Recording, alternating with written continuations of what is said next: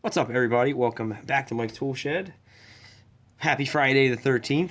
This is a little update, a couple new tools, couple, or just one. I'm going to go over my experience with this over the past 2 weeks, and a KC Tools unboxing. So, in honor of Friday the 13th, I'm going to open this with a machete. And I know what's in here, so I know I can't get that messed up.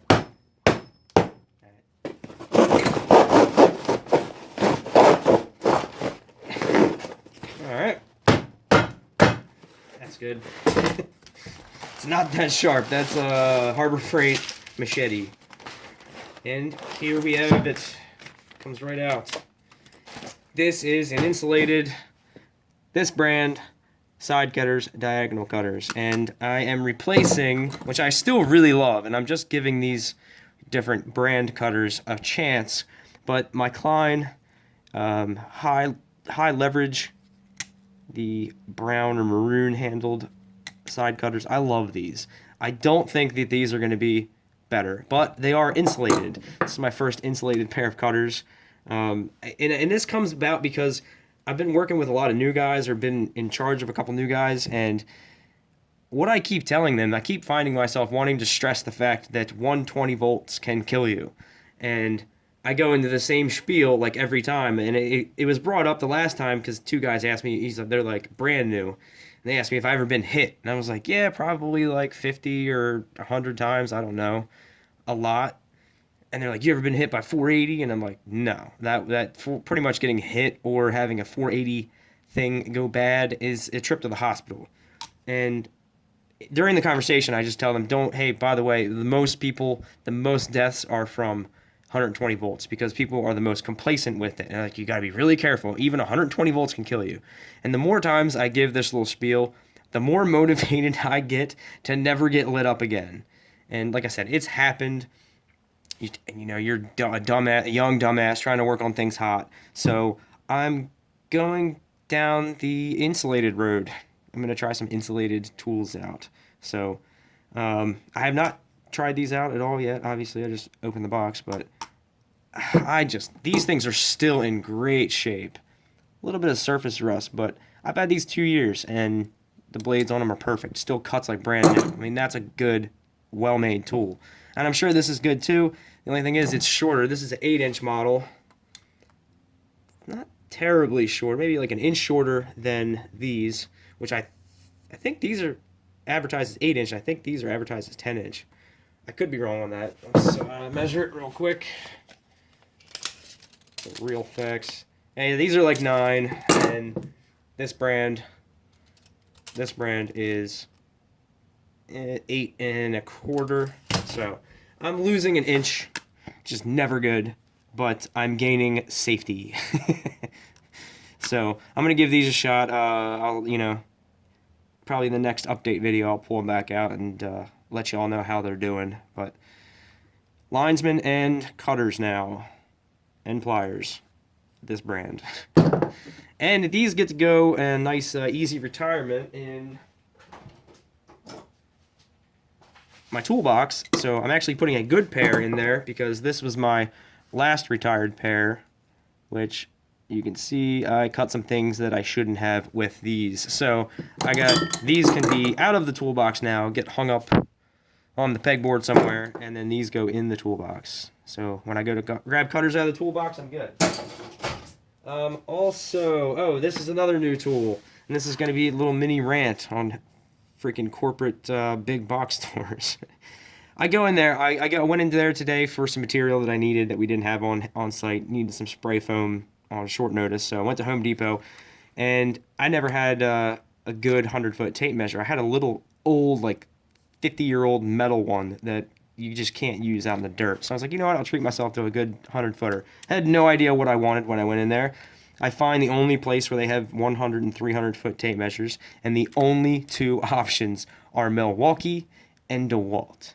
And this is like, I feel like this is borderline communist activity. Let me explain. I go in there, and those are the only two options.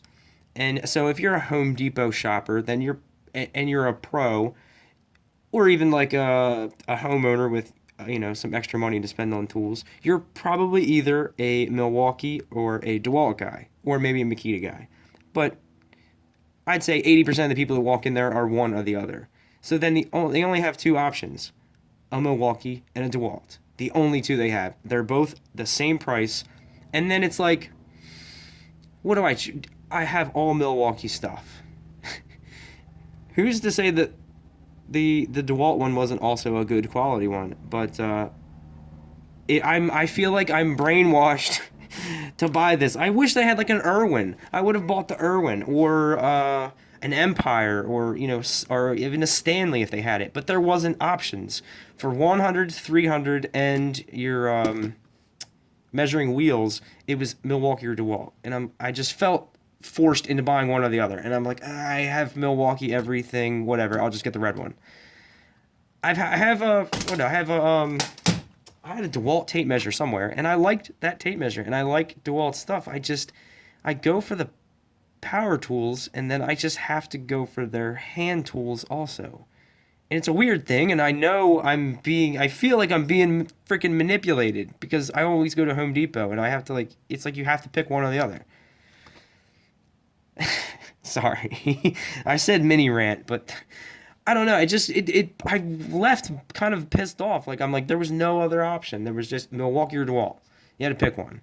Which ones do you have? Do you have the yellow ones or the red ones? But it's all right. I haven't used it yet. I didn't. I'll be using it a lot next week for measuring out some site lighting, some pole lights.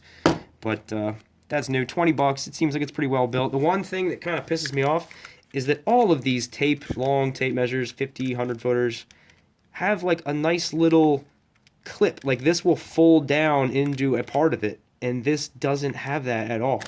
This just kind of flops around and sits there like that. That's it. There's no more to it. And maybe I should have actually checked out the DeWalt, because maybe the DeWalt has that feature. And honestly, if that was the case, I would have went with a DeWalt. But yeah, I've never seen one that just you couldn't fasten that somehow. So it'll get the job done. It was $20. It was $20 or $20. I got the Milwaukee one. Lastly is the update on the Occidental tape measure pouch. This is how I walk around with it every day. When you're doing site lighting and conduits and stuff like that in the dirt, this is pretty much all you need. Marking pipe, marking concrete that you don't want permanent stuff on. Pliers, open up bundles of pipe. You could use it as a hammer, beating couplings onto pipe, stuff like that. Tape measure, obviously, and then I clip my pocket knife on the side there. So really, there's nothing in my pockets at all, and if I want to shed all my tools at once, I just pull this off real quick. I'm not walking around with tools in my pockets, and that's kind of a pain in the ass. So this thing's been awesome. When I did mention this in a video, every comment about Occidental leather was awesome. Everybody, no one said anything bad about it. It was all praises. So, and I can agree. And this is in here really tight, but it is the perfect amount of tightness. It's to where when I'm not thinking about it, I pull the tape measure. Well, it's different because it's not on my hip, but I pull the tape measure right out a certain way, and it comes right out, and then I put it back in, which I can't do it when it's in front of me. But when I'm wearing it, I don't even, pulling it out and putting it back in isn't a second guess, but it is in there really tight. And I guarantee you, if someone else tried to pull the tape measure out of here, they would probably have a hard time, because you just have to pull it out just a certain way, especially if it was in front of you too. So it's in there tight enough, it's not going to fall out, but it's in there just tight enough where it's not a pain in the ass to pull out. And then I got, pliers, marking, everything I need, burying things and playing in the dirt. So, and also I wanted to do a snippets today of the duct bank. And if you check my Instagram later, I'll post it. I did take pictures of it. I was kind of impressed. I mean, it's the most difficult. You have 12 pipes to fit in a hole that only fits 12 pipes. So you need them all to 90 up and be perfectly tight together. And I think there's a 1/4 inch in this concrete pad all the way around. Can be a real difficult thing. Me and the guys I had working with me, we nailed it. Did a really good job on it. So that's that. Check my Instagram out.